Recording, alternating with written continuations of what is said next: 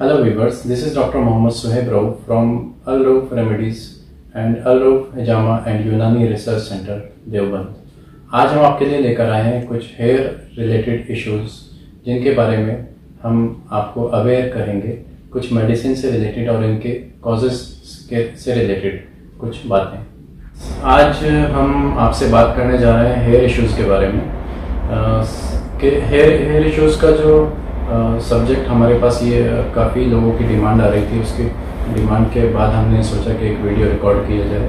काफ़ी पेशेंट्स जो हमारे हेयर से रिलेटेड रहते हैं तो वो भी डिमांड करते हैं कि कोई आप कुछ टिप्स वगैरह दिया जाए।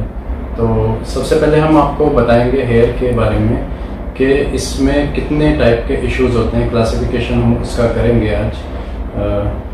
तो इसमें हम टोटल यूनानी कॉन्सेप्ट के बारे में आपको बताया जाएगा कि यूनानी कॉन्सेप्ट जो है वो हेयर इश्यूज का।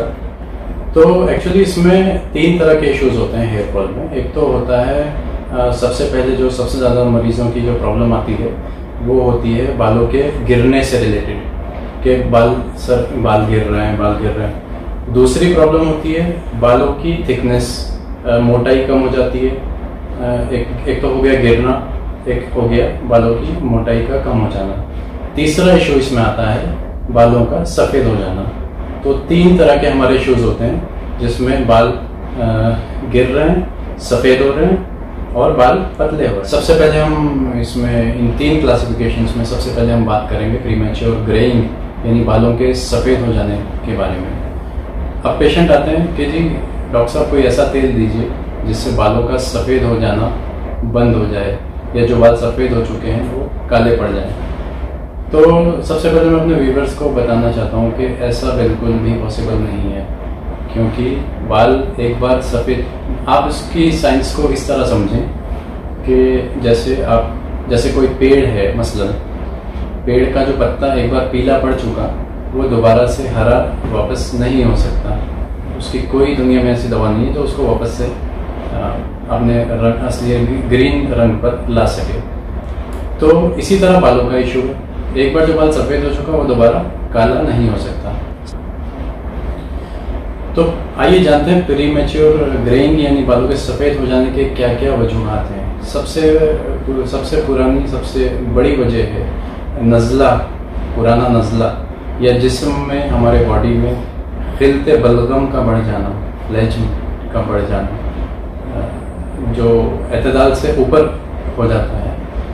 मसलन साइनोसाइटिस के पेशेंट्स जो रहते हैं, जिनको बचपन से नाक की हड्डी या नाक का गोश्त जिसको बढ़ना बोलते हैं उसकी प्रॉब्लम रहती है। अक्सर उन बच्चों को, नौजवान लड़कों को 20 साल की उम्र में, 21 साल की उम्र में बाल सफ़ेद होना शुरू हो जाते हैं। तो इसका इलाज हमें नज़ले का इलाज करके, मसलन नज़ले की कुछ दवाएँ, इत्रिकल किशनीज़ी है, इत्रिकल उस्तोफुदूस है, इस तरह की दवाएँ हम इस्तेमाल करके उसको हम एतदाल पर ला सकते हैं। यानी जो बाल सफ़ेद होना शुरू हो चुके हैं उनको हम रोक सकते हैं सिर्फ नज़ले का इलाज करके, खिलते बलगम को नॉर्मल पर लाकर। अब बात करते हैं बालों के उगने से रिलेटेड क्या क्या इश्यूज होते हैं। सबसे पहले जानते हैं कि बालों के ना उगने की क्या वजूहत होती है, कि एक बार बाल गिर गया वापस से उग नहीं रहा है। तो इसकी सबसे बड़ी वजूहत जो होती है, कई बार हार्मोनल डिस्टर्बेंसेस हो जाते हैं, जैसे थायराइड है, पीसीओडी है। मसलन आपको कई बार टाइफाइड की वजह से या जॉइंटिस की वजह से बालों का उगने का जो प्रोसेस है वो स्लो हो जाता है। जिस्म में गर्मी जब बढ़ जाए बहुत ज़्यादा तो उसके वो भी एक वजह है। हाइपर विटामिनोसिस, कभी कभी हम मल्टीविटामिन बहुत ज़्यादा खा लेते हैं, तो ये भी एक वजूहत है कि बालों का उगना कम हो जाता है। सबसे बड़ी वजह हमारे जो हिंदुस्तान में जो देखा जाता है, हमारे पास जो मरीज़ आते हैं, मसलन सिविल इंजीनियर्स आते हैं कि डॉक्टर साहब बाल जब से मैं काम करना शुरू किया है धूल मिट्टी में तो बालों का गिरना शुरू हो गया। हाँ, ये भी एक बहुत बड़ी वजह है। जैसे कई बार मैं तो मरीज़ों को अक्सर ये सलाह देता हूँ कि बालों को एकदम साफ रखा जाए, क्लियर, जितना क्लियर और जितना साफ़ सुथरा बालों को रखा जाएगा, उसकी जड़ों को साफ रखा जाए। तो अनहाइजीनिक कंडीशंस भी एक बहुत बड़ी वजह है बालों के गिरने की, या उसमें इन्फेक्शंस भी हो जाता है। कई बार डैंड्रफ भी उसी की वजह से होता है।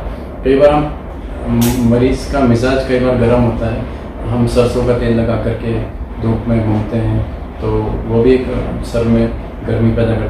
सर को ज़रूरत होती है हमारे ठंडक की, और जितना भी हो सके ठंडे तेलों का इस्तेमाल किया जाए, जैसे आंवला है, नारियल है। हाँ, अगर मिजाज मरीज़ का ठंडा है और ज़रूरत हो रही है हरारत देने की, तो ज़रारी और रोगन जैतून वगैरह इस तरह के तेल तब इस्तेमाल किए जाते हैं। कई बार शिकाकाई से भी बहुत अच्छा रिजल्ट आ जाता है। कई मरीजों को बोलते हैं कि शिकाकाई से हमने सर को धोना शुरू किया डॉक्टर साहब और वो इलाज हो गया पूरा। तो शिकाकाई एक डिटर्जेंट का काम करता है, बालों की सफाई करता है सिर्फ। तो अगर एक ये वजह होगी कि बालों की गंदगी की वजह से बाल उगना बंद हो गए होंगे, तो शिकाकाई से भी या किसी भी शैम्पू से वो साफ हो जाए तो बालों के उगने का प्रोसेस बढ़ जाता है। ब्लड सर्कुलेशन को इम्प्रूव करने के लिए कई बार हिजामा भी लगवाया जाता है, पर हिजामा सबको काम नहीं करता है। मसलन हम जो पोर्स खोलने के लिए हिजामा करते हैं कई बार, तो उसका एक मकसद ब्लड सर्कुलेशन को भी इम्प्रूव करना होता है। ब्लड सर्कुलेशन कम होने की वजह से भी बालों के उगने का जो प्रोसेस है वो कम हो जाता है। तो हिजामा से वहाँ पर डेड सेल्स भी रिमूव होते हैं, सुराख भी खुलते हैं। कई बार हम माइक्रो हिजामा भी करते हैं, जिसमें बिना कप लगाए हम सिर्फ कट्स लगा करके काम चला देते हैं, तो वो भी एक बहुत अच्छा एक रिज़ल्ट उससे आ सकता है। कई बार लोग बोलते हैं मजाक के तौर पर कि डॉक्टर साहब टेंशन से बाल उड़ गए मेरे तो बहुत अच्छे बाल थे। मगर टेंशन की फ़िलॉसफी अलग है, बालों की फ़िलॉसफी एकदम अलग है। टेंशन से बालों का कोई ताल्लुक़ नहीं है, तो वो तो एक मजाक की बात है। पर अक्सर मकसद ये है कि जैसे पीसीओडी है तो पीसीओडी का इलाज करो, थायराइड है तो थायराइड का इलाज करो, कोई हार्मोनल इम्बैलेंस है तो हार्मोनल इम्बैलेंस उसका इलाज करो। तो काफ़ी आप लोग हमें इस पे डिस्क्रिप्शन पे नंबर व्हाट्सएप का डाल दिया जाएगा क्लिनिक का, तो उस पर कांटेक्ट करके हमारे कई मुजर्रबात नुस्खे बनाए जाते हैं यूनानी के हमारे क्लिनिक में, देवबंद में जो रिसर्च सेंटर है। तो ये भी एक प्रोडक्ट हमारा बनाया गया हेयर और शाइन के नाम से, हेयर और शाइन हेयर ऑयल, आप लोग इसको भी मंगा सकते हैं। इसमें बहुत सारी चीज़ें इस तरह की एक बनाई गई हैं कि ताकि बालों को सर्कुलेशन इम्प्रूव रहे। डैंड्रफ की प्रॉब्लम अगर है तो उसके लिए शैम्पू का इस्तेमाल करें। जो कई बार लोग पूछते हैं कि डॉक्टर साहब हमें डाइट में क्या इस्तेमाल करना चाहिए, तो हमें वहाँ पर देखना पड़ता है मरीज़ को कि जैसे मैंने बताया था कि हाइपर विटामिनोसिस की वजह से भी बालों का गिरना रहता है, और हम फिर बायोटीन और ये वो प्रोटीन्स लेते रहते हैं बालों के लिए, तो वो और ज़्यादा नुकसान कर देता है कई बार। अक्सर मेल न्यूट्रिशन जो पेशेंट होते हैं जिनके अंदर प्रोटीन्स की कमी होती है, या हमें महसूस हुआ कि भाई इसको प्रोटीन की कमी है, तो वहाँ पर हम सबसे बेहतरीन चीज़, सबसे बेहतरीन ग़िज़ा अंडा, एग, हाफ बॉइल्ड एग, नीम ब्रश्ड जिसको बोला जाता है, वो इस्तेमाल करा विद जर्दी के साथ में। अक्सर अंडा जो है वो जर्दी के साथ में ही खाना चाहिए, पर हाफ बॉयल हो तो बहुत बेहतर है, क्योंकि उसको हजम करना इतना आसान बात नहीं है। तो वो बालों के लिए प्रोटीन बेहतरीन प्रोटीन है, अलग से कोई आपको कैप्सूल या कोई टैबलेट या कोई सिरप लेने की ज़रूरत नहीं है प्रोटीन के लिए। तो वो जो लोग अंडा, मैंने देखा भी है कि जो नामुस्तकिल इस्तेमाल करते हैं जो अंडे को, तो उनके बाल बेहतरीन रहते हैं, कभी गिरते भी नहीं, और ये भी एक बहुत अच्छी ग़िज़ा के तौर पर माना जाता है। तो आप लोगों से बस यही गुजारिश है, यही दुआ की दरख्वास्त है, थोड़ा सा हम लोगों को इस चैनल को सब्सक्राइब करें, और कोई भी हेयर रिलेटेड इशू हो तो आप हमें कभी भी कांटेक्ट कर सकते हैं। अगर इस वीडियो में कुछ कमी रह गई होगी तो इंशाल्लाह हम नेक्स्ट वीडियो में उसको पूरा करने की कोशिश करेंगे। जज़ाकल्लाह।